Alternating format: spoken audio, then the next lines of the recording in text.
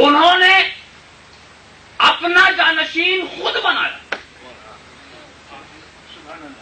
اور عمر کی جس منزل میں انہوں نے یہ بات کہی تھی کہ یہ میرا پوتا زندہ ولی ہے، عمر کے ابھی بچپنے میں ابھی یہ بچے تھے، مستقبل کے بارے میں یہ خود نہیں سمجھتے رہے ہوں گے کہ میرا مستقبل کیا ہوگا، مگر ایک عارف دیکھ رہا تھا، ایک عارف دیکھ رہا تھا کہ اب میرا بچہ ولی کامل ہے۔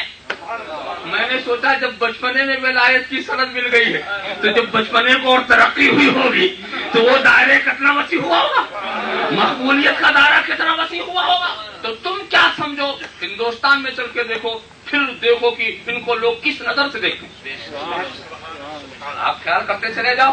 تو اس لیے ان کی موجودگی ہمارے لیے باعث برکت، خدا کرے کہ ہمارے دلوں کے اندر کھوٹ نہ ہو، مگر اگر اس محفل میں کوئی کھوٹ والا آ گیا وہ بھی صاف ہو کے جائے گا، اس لیے صاف ہو کے جائے گا کہ یہ ان کے گھر کا سیوا ہے، چور آیا ولی بن کے گیا۔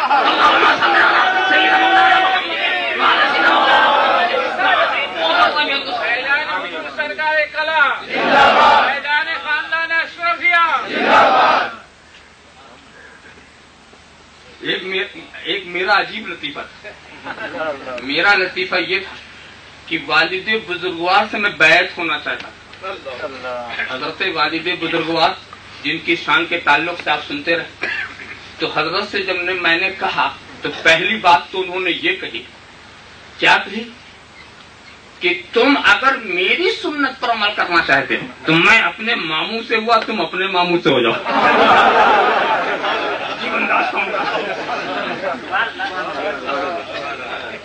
اچھا اس کے بعد پھر میں نے کہا اچھا پھر اطمینان سے پھر کہیں گے، پھر سوچ میں پڑ گیا۔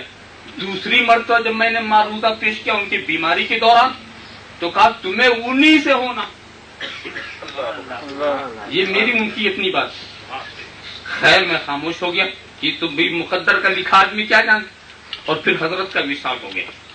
تو حضرت کا جب وصال ہو گیا تو پھر دوران طالب علم میں میں نے خود ایک خواب دیکھا کہ میں حضرت کے قیام کا سرکار کلاں کے قیام کا پر حاضر ہوا، اور وہ دفتر کا پرانا نقشہ تھا، حضرت جہاں بیٹھتے تھے وہاں کوئی نہیں تھا، ایک بزرگ بیٹھے ہوئے تھے جن کو میں پہچان نہیں سکا۔ اب اس کے بعد میں نے پوچھا حضرت کہاں ہے، کہا گھر میں گئے ابھی آنے والے ہیں۔ اتنے میں حضرت تشریف لائے اور لانے کے بعد رات ہی کو اسی عالم میں اپنی مسند کے قریب بلا کر کے ہاتھ پکڑ کے بیعت کر لیا۔ یہ تو رات کا معاملہ تھا، اس کو بھی میں نے کسی سے نہیں بتایا سوائے اپنے استاد مولانا حمید اشرف صاحب سے۔ صبح میں نے بتایا ان سے تو انہوں نے ذکر کیا اور تو وہ بھی خاموش رہے، کہا کہ یہ تو ہے معلوم ہوتا ہے کہ تمہارا حصہ وہیں لکھا ہوا ہے۔ اس کے بعد پھر حضرت کا وصال ہوا اور حضرت نے کرم فرمایا، نوازش فرمائی، آئے تو گھر کے تمام افراد ایک ساتھ بیٹھ گئے حضرت کے ہاتھ پر بیعت کرنے کے لیے۔ میرے ذہن میں وہ نقشہ تھا، میں نے کبھی حضرت سے بھی بیان نہیں کیا تھا، نہ اس کا کسی سے بھی ذکر نہیں کیا تھا، تو وہ نقشہ تھا کہ مجھے خواب میں ہاتھ پکڑ کے بیعت کیا تھا۔ آج چادر پکڑواتے ہیں یا ہاتھ، میں یہ سوچنے لگا تھا اس وقت دل میں ایک بات تھی، بیعت تو چادر پکڑ کے بھی ہو سکتا ہے سب سے، مگر ایک دل میں بات ہے، اور میں نے یہ سوچا کہ 4 5 8 10 آدمی بیٹھیں گے تو چادر ہی پھیلائی جاتی، ایک کو تو بلا لو تو ہاتھ بھی پکڑ لیا، تو تنہا جانے میں تو بات صاف ہے وہ ہاتھ ہی پکڑیں گے، مگر اگر چند آدمی بیٹھتے ہیں تو دیکھتے ہیں کیا ہوتا۔ چادر پھیلا دی، گھر کے دوسرے افراد نے چادر کو پکڑ لیا اور حضرت نے بھی چادر پکڑ کر کے میرا ہاتھ بھی کھینچ لیا، اور کھینچ کر کے ہاتھ پکڑ کر کے مجھے بیعت کی، اور مجھے اپنا خواب یاد آ گیا، اور پھر اس ولی کامل کی بات یاد آ گئی کہ تمہیں انہی سے ہونا۔ اس پر ایک لطیفے کی بات آئی، حضرت کا ایک مرید تھا، کچھ عجیب کچھ ہوتے ہیں نا تو ذرا سا بزرگوں کی نوازش سے بولنا زیادہ آ جاتا ہے، ضروری غیر ضروری ہر بات بولتے ہیں، تو ایک ایسا تھا تو اس نے کہا تھا کہ میرا پیر محدث اعظم، مجھ کو سنا رہے کہ میرا پیر تو محدث اعظم، کہا جی ہاں آپ کا پیر وہ ہے جسے آپ نے چنا ہے، اور میرا پیر وہ ہے جسے آپ کے پیر نے چنا ہے.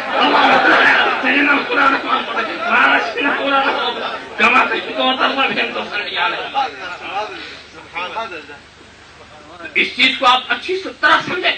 تو ولی وہ ہے جو شریعت سے آراستہ ہو، جو حقیقت کی برہان ہو، جس کا ظاہر جو ہے شریعت سے آراستہ ہو، اور آپس میں ایک دوسرے سے اللہ کے واسطے محبت کرتا ہو، متقی ہو، پرہیزگار ہو.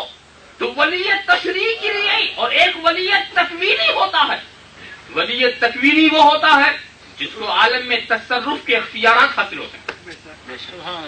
خیر ان تفاصیل میں جانے کی ضرورت نہیں. میں صرف اتنا یہ بتانا چاہتا ہوں کہ لوگوں نے اپنے مذاق کے طور پر ولی یہ ہے، ولی یہ ہے، ولی یہ ہے. میں نے تو یہ سوچا کہ جو ولی ہے وہ سب ہے.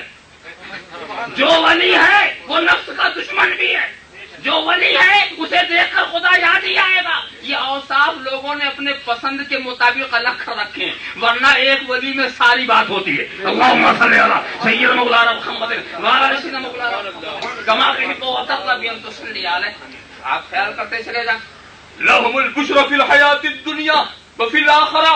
ان کے لیے بشارت ہے دنیا کی زندگی میں بھی اور آخرت کی زندگی میں بھی. اللہ اکبر.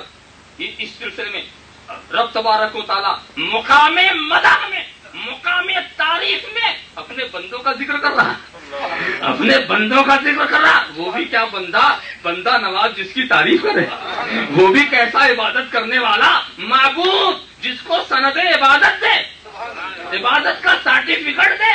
آج لوگ تو خود ہی اپنی عبادت کے پرچار میں لگے ہوئے ہیں. اتنی محنت کر رہے، قریا قریا، بستی بستی، نگر نگر، ڈگر ڈگر، مسجد مسجد. ہمیں عبادت